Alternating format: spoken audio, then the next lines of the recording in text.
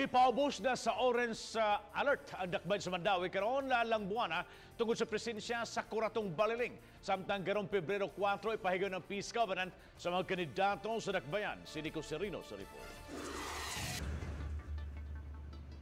Human gipaubos sa yellow alert ang Dakbayan sa Mandaue sa niaging Disyembre, karong buwana giisa na sa orange alert. Subay kini sa presensya sa Kuratong Baleleng anaa sa barangay Kubacob.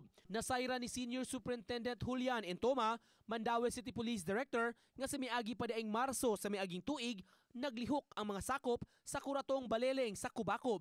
Sa gidugayon, nagtuo siya nga posibleng may mga politiko na kining giduol aron hayluon nga ilang serbisyohan. Gi-announce ni Attorney Director Entoma og ni Attorney orange alert na ang Mandaue. Una isa nakapatrigger sa mo ang anticipation nga mo escalate during May 13 2019 election. Samtang karong Pebrero 4, ipahigayon ang peace covenant uban sa 32 ka mga kandidato sa Dakbayan. Mato di Entoma, sa Mandaue City Police Office ipahigayon ang peace covenant.